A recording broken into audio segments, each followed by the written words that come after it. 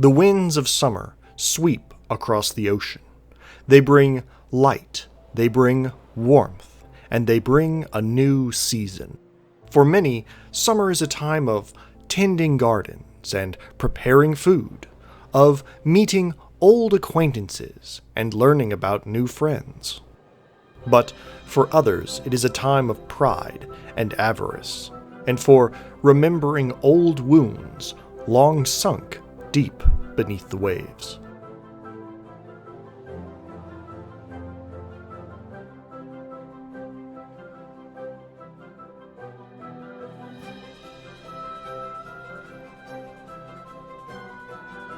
Summer in Mara is an adventure and simulation game.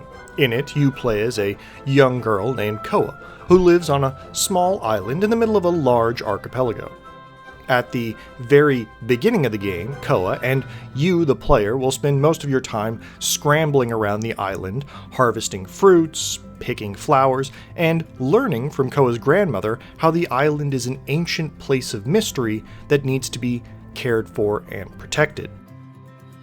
Later, after Koa's grandmother passes away, she decides to fix up the old boat so that she can head out into the ocean and find for herself all of the people and places that her grandmother told her stories about when she was younger.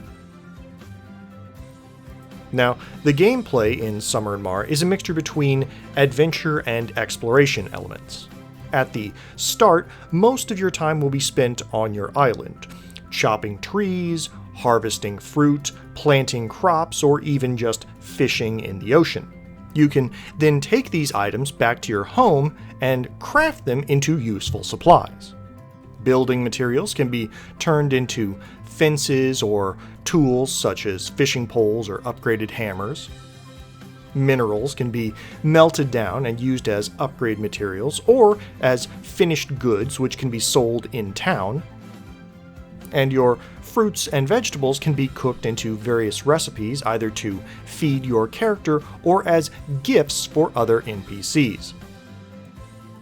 Now, eventually you'll want to hop in your boat and start exploring. If you go to the local islands and oceans, you can find a few trees and flowers, mineral outcrops, maybe even some driftwood. You can also travel to the town at the center of the islands, and this is where most of the NPCs reside. It's also where you can buy, sell, and trade any of the goods that you find or produce. Now, the main town has quite a few colorful characters and merchants that you can meet, as well as dozens of quests split up amongst them. Talking to these different characters will unlock new objectives for you to complete. Most times you'll be either exploring new locations, collecting treasure, or crafting specific items and returning them to the quest giver. Completing these objectives will advance the story and often unlock new crafting recipes. You'll also eventually unlock specific upgrades for your ship, which will allow you to travel further into the deep ocean and uncover new islands. As you explore these new mysterious locations, you'll often discover new resources or crop types, which you can bring back to your home island to either cultivate or improve your existing structures. Now, some of the nice things about Summer in Mara are its presentation and its exploration. I really enjoyed how all of the islands and environments in the game are bright and colorful, how all of the characters and NPCs are cheerful and energetic, and how this soundtrack offers a great collection of background music to sail across the ocean to.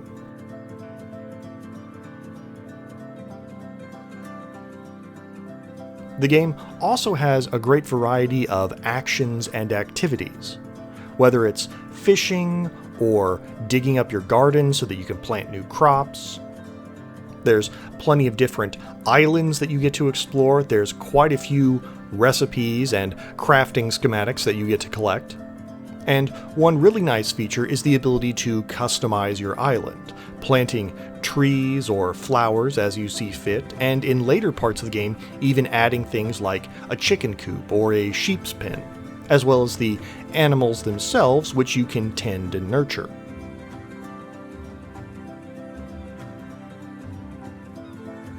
However, I feel it should be noted that the game is not very challenging.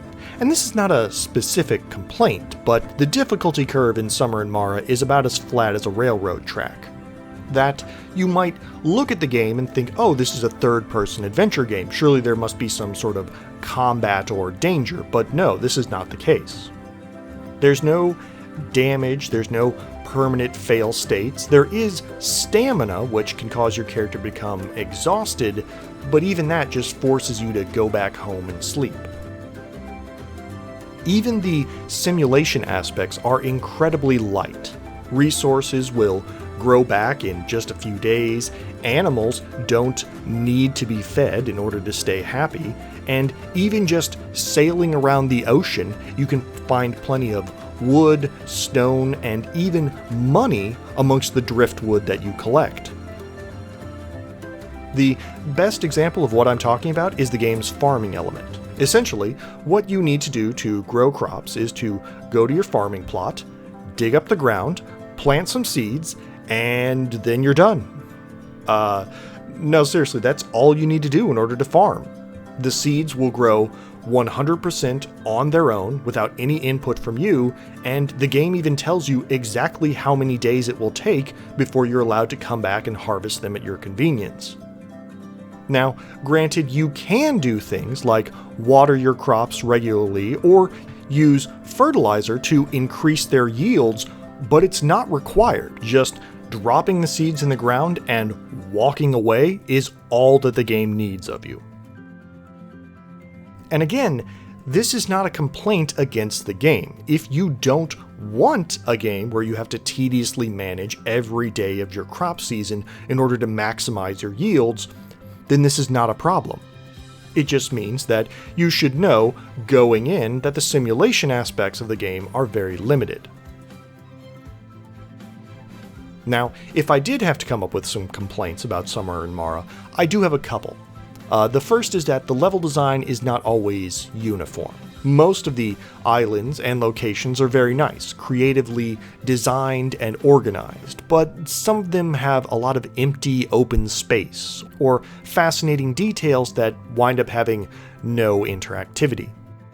I also think that the pacing of the game is a little uneven. In the early parts of the game, there's a solid balance between exploration, cultivation, and crafting.